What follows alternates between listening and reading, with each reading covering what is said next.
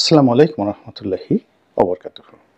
সম্মানিত দর্শক, আমাদের যে বিজয় দিবস ১৬ই ডিসেম্বর ২০২৪ সাল, এ দিবসটিকে জাঁকজমকপূর্ণভাবে উদযাপন করার জন্য, এ দিবসটিকে একটি আন্তর্জাতিকতা দেওয়ার জন্যে এবারে যিনি আমাদের অন্তর্বর্তীকালীন সরকারের প্রধান রূপে দায়িত্বরত আছেন ডক্টর মোহাম্মদ ইউনূস, তিনি একজন মেহমানকে আমন্ত্রণ জানিয়েছেন, সম্মানিত মেহমান। তিনি কে? তিনি ছোট্ট একটি দ্বীপরাষ্ট্র। সেই দ্বীপরাষ্ট্রটির নাম পূর্ব তিমুর। এই রাষ্ট্রটি দীর্ঘদিন পৃথিবীর বৃহত্তম মুসলিম রাষ্ট্র ইন্দোনেশিয়ার অধীন ছিল। আপনারা জানেন যে ইন্দোনেশিয়াতে প্রায় ১২,৫০০ দ্বীপ রয়েছে। এটি একটা দ্বীপরাষ্ট্র, ছোট ছোট ছোট ছোট দ্বীপ রয়েছে। জাপানেও অসংখ্য দ্বীপ রয়েছে, কিন্তু ইন্দোনেশিয়ার দ্বীপের সংখ্যা বেশি এবং বৈচিত্র্যময়।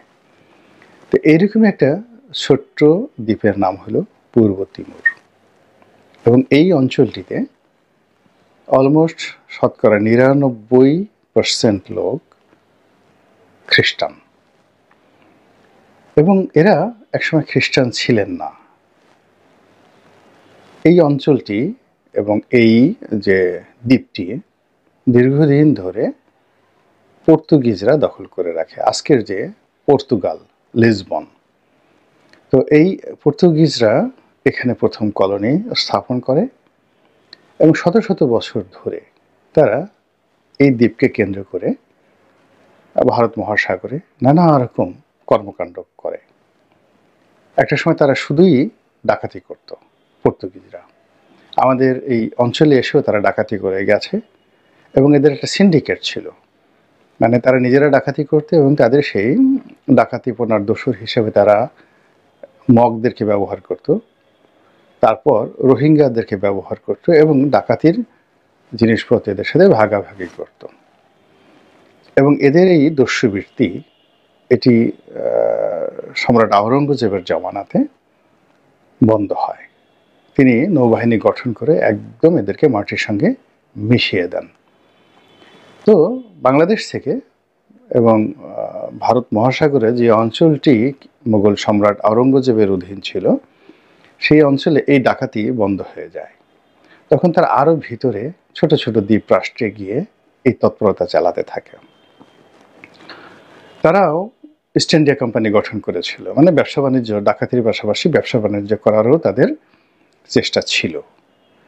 তো এই ব্যবসার ক্ষেত্রে তাদের বেশ কয়েকটি রাষ্ট্র প্রতিদ্বন্দ্বী ছিল, যেমন নেদারল্যান্ডের যারা অধিবাসী ডাচ, তারাও সেই ইস্ট ইন্ডিয়া কোম্পানি করেছিলেন।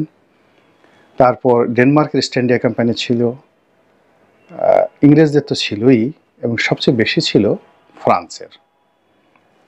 তো ডাচরা যেটা করতে সেটা হলো ওলান্দাস ওই নামে, এবং সেই যা হোক, এখন তারা এই ডাকাতি বাদ দিয়ে যখন ব্যবসা বাণিজ্য করার চেষ্টা করলো, ওই সময়টিতে তারা দেখা গেল ভারত মহাসাগরের যে সকল ছোট ছোট দ্বীপ, উপদ্বীপ, এমনকি ভারতের বড় বড়, যেমন আপনার ধরুন কলকাতা, তারপরে মুম্বাই, এ সকল এলাকাতে তাদের বড় বড় ব্যবসা প্রতিষ্ঠান ছিল। আলটিমেটলি তারা প্রতিযোগিতায় শক্তিমত্তা ইংরেজদের সাথেও পারে না, ফ্রান্সের সাথেও পারে না। তো যাই হোক, তারা এই অঞ্চল ছেড়ে একেবারে ভারত মহাসাগরে তাদের বেশ কয়েকটি যে দুর্গ রয়েছে সেখানে তারা অবস্থান নিয়েছিল, তার মধ্যে এই পূর্ব তিমুর অন্যতম। তো এখন যে সময়টিতে তারা এই জায়গা দখল করেছিল, ওই সময়টিতে তাদের এই কর্মকাণ্ডের সঙ্গে সঙ্গে সঙ্গে ইউরোপের যে ধর্মপ্রচারক যারা ছিলেন তারা দল বেঁধে আসতেন। ইংরেজরা ছিল সেখানেও আসতেন, পর্তুগিজরা যেখানে ছিল সেখানেও ধর্মপ্রচারকরা আসতেন। ফলে অনেক জায়গাতে, দুর্গম এলাকাতে আপনি খ্রিস্টানদের চার্চ দেখতে পাবেন, এবং অনেক জায়গাতে আপনি দেখতে পারবেন যে তারা ধর্মান্তরিত হয়ে খ্রিস্টান হয়ে গিয়েছে। ভারতে প্রচুর এলাকা রয়েছে খ্রিস্টান প্রধান। আমাদের দেশে অবাক হয়ে যাবেন যে চট্টগ্রাম, পার্বত্য চট্টগ্রামের একদম গহীন অরণ্যে তাদের ঘাঁটি আছে, এবং এই ঘাঁটিগুলো সেই ইংরেজ জমানাতে, পর্তুগিজ জমানাতে এগুলো তৈরি করা হয়েছিল। তো এসব তাদের যে কর্মকাণ্ড, খ্রিস্টান ধর্ম প্রচারের যে তৎপরতা, এর ধারাবাহিকতায় এই ছোট্ট দ্বীপটি সেখানে খ্রিস্টান জনগোষ্ঠী প্রাধান্য লাভ করে। এরপর এখানে ফ্রান্সের কর্তৃত্ব প্রতিষ্ঠিত হয় পর্তুগিজদের পরিবর্তে। তারপর একটা সময় ইন্দোনেশিয়া আবার এই দ্বীপটি দখল করে নেয়। কিন্তু যখনই দখল করে নেয়, সঙ্গে সঙ্গে সমস্ত পশ্চিমা দুনিয়া তারা এক হয়ে যায়, এবং এখানে ছোট্ট একটি দ্বীপরাষ্ট্র, যার আয়তন মাত্র 15,000 বর্গ কিলোমিটার, আমাদের দেশের ছোট্ট একটা জেলার মতো। আর লোক সংখ্যা যদি ধরেন 13 লাখ সামথিং, এখানে এই মুহূর্তে আজকের জনসংখ্যা 13 লাখ সামথিং। তো সেই 13 লাখ জনগোষ্ঠীর মধ্যে আমাদের দেশের একটা উপজেলার মতো, বড় একটা উপজেলার মতো জনসংখ্যা, আর আয়তনে ছোট্ট একটা জেলার মতো 15,000 বর্গ কিলোমিটার। তো এই দেশে বিদ্রোহীদেরকে শস্ত্র দিয়ে এই পশ্চিমারা রীতিমতো ইন্দোনেশিয়া বাহিনীর বিরুদ্ধে গেরিলা যুদ্ধ শুরু করে দেয়, এবং যতটা না যুদ্ধ ওখানে হলো, তার চেয়ে 1000 গুণ প্রচার এবং প্রোপাগান্ডা চালানো হলো পশ্চিমা মিডিয়াতে। এবং জাতিসংঘ থেকে শুরু করে অন্যান্য আন্তর্জাতিক যে সংগঠন, তাদেরকে বলতে গেলে কনভিন্স করে, বাধ্য করে এই ইন্দোনেশিয়া থেকে এই দ্বীপটিকে, মুসলমান একটি রাষ্ট্রের কাছ থেকে এই দ্বীপটিকে বিচ্ছিন্ন করে এখানে একটি খ্রিস্টান রাজ্য বা রাষ্ট্র প্রতিষ্ঠা করা হয়, এবং সেই রাষ্ট্রের মহামহিম রাষ্ট্রপতি তিনি আমাদের দেশে এই বিজয়ের মাসে এসে মেহমান আজিম, প্রধান মেহমান হিসেবে ডক্টর মোহাম্মদ ইউনূসের হাতকে শক্তিশালী করেছেন। এখানে একটা বিষয় যে পূর্ব তিমুর প্রথমত খ্রিস্টান রাষ্ট্র, দ্বিতীয়ত এই রাষ্ট্রের এখন যিনি আছেন রাষ্ট্রপতি, তিনি একসময় এখানকার প্রধানমন্ত্রী ছিলেন, এবং ওই যে আন্দোলন হয়েছিল গুশমাও, তিনি ছিলেন আন্দোলনের নেতা এটাকে খ্রিস্টান রাজ্য বানানোর জন্য। তখন সেই গুশমাওয়ের দক্ষিণ হস্ত ছিলেন এই বর্তমান রাষ্ট্রপতি, যিনি আমাদের বাংলাদেশে এসেছেন। এই ভদ্রলোককে আবার তার কৃতকর্মের জন্য, যে তিনি একটি রাষ্ট্র প্রতিষ্ঠা করেছেন, 99% জনগোষ্ঠীর ধর্মবোধ খ্রিস্টানিজমকে তিনি আফোল্ড করেছেন, এবং ইন্দোনেশিয়ার মতো একটা দখলদার বাহিনীকে তিনি পরাস্ত করার জন্য পশ্চিমাদের সহযোগিতা করেছেন, এবং বিশ্বের খ্রিস্টান সম্প্রদায়কে তিনি রক্ষা করেছেন। এই জন্য তাকে শান্তিতে, তিনি বিরাট শান্তি প্রতিষ্ঠা করেছেন, এই জন্য শান্তিতে তাকে নোবেল পুরস্কার দেওয়া হয়েছে। ভালো কথা। আর আমাদের ডক্টর মোহাম্মদ ইউনূস, তিনিও শান্তিতে নোবেল পুরস্কার পেয়েছেন, এবং কপালের কি সুন্দর লিখন দেখুন, সেই পূর্ব তিমুরে যিনি আছেন তিনি সেখানে রাষ্ট্রপ্রধান, আর এখন আমাদের দেশে ডক্টর মোহাম্মদ ইউনূস শান্তিতে নোবেল পুরস্কার পেয়ে তিনিও সরকার প্রধান। রাষ্ট্রপ্রধান একজন আছেন বটে, বাট এখন তিনি ধরে নেওয়া হয় যে সরকার এবং রাষ্ট্র দুটিরই সকল ক্ষমতার তিনি প্রতিভূ। আর এই দুজনের মধ্যে ব্যক্তিগত বন্ধুত্ব আছে, পরিচয় আছে, বন্ধুত্ব আছে, তারা নোবেল পুরস্কার পেয়েছে, একই পরিবারের লোক।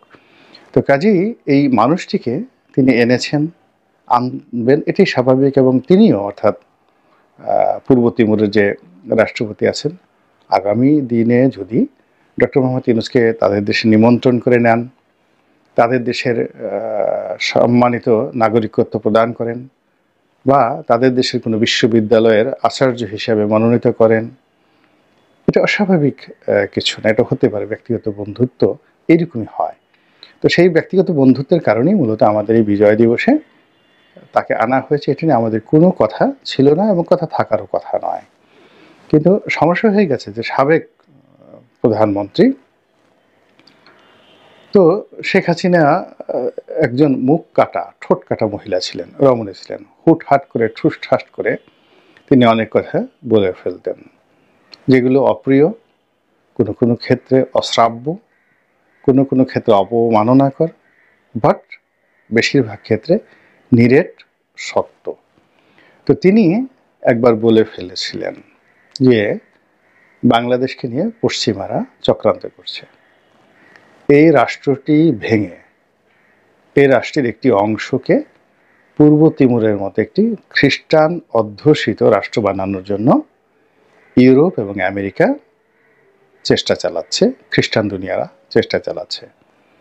এবং তিনি স্পষ্টতই চট্টগ্রামের একটি অংশ, তারপর ভারতের একটি অংশ এবং মায়ানমারের একটি অংশকে একত্র করে তারপর সেখানে কিভাবে খ্রিস্টান রাজ্য প্রতিষ্ঠা করা যায় এই বিষয়ে যে বিদেশে তৎপরতা দীর্ঘদিন ধরে চলছে, রাষ্ট্র যেগুলোকে প্রচার করছে না, সেটা জুমল্যান্ড নামে যে রাষ্ট্র প্রতিষ্ঠা করার জন্য আপনি কিছু মানুষ গেরিলারা দেশে দেশের বাইরে কি তৎপরতা চালাচ্ছে, এটি বান্দরবন, খাগড়াছড়ি, তারপর রাঙামাটি, এই অঞ্চলগুলোতে পার্বত্য এলাকাতে যে কোনো একটা অবধ শিশুকে জিজ্ঞেস করলে তারা বলে দিতে পারে। তাদের জাতীয় সঙ্গীত রচনা করা আছে, সংবিধান রচনা করা আছে, আর অনেক কিছু। তো সেই কাণ্ডকে, কর্মকাণ্ডকে তিনি উল্লেখ করে সাবেক প্রধানমন্ত্রী তিনি বলেছিলেন যে এরকম দেশের বিরুদ্ধে চক্রান্ত হচ্ছে। তিনি আরও বলেছিলেন যে বাংলাদেশে একটা দুর্ভিক্ষ আসবে, সেটা জুন জুলাই মাসে তিনি বলেছিলেন। আসলে এখানে দুর্ভিক্ষ তো এসেছেই, তো সেটা কি দুর্ভিক্ষ বলবেন, গণতন্ত্রের দুর্ভিক্ষ বা আরও অনেক কিছু। যাক, এনিওয়ে, তো এই যে তার এই বক্তব্য, সেই বক্তব্যটা ইতিহাসে হারিয়ে গিয়েছে। আমরা সবাই মনে করেছি যে ওনার তো ঠোঁটকাটা মানুষ, কখন কাকে কি বলে ফেলেন। কিন্তু যখন দেখা গেল যে এই জুলাই আগস্ট বিপ্লবের পর আমাদের প্রথম বিজয় দিবসে দুনিয়ার অন্য কোনো মানুষকে বাদ দিয়ে আমাদের ডক্টর মোহাম্মদ ইউনূস তিনি পূর্ব তিমুরের প্রেসিডেন্টকে আনলেন। তিনি ইচ্ছে করলে বারাক ওবামাকে আনতে পারতেন, হিলারি ক্লিন্টনকে আনতে পারতেন, এমনকি তিনি জো বাইডেনকে আনতে পারতেন।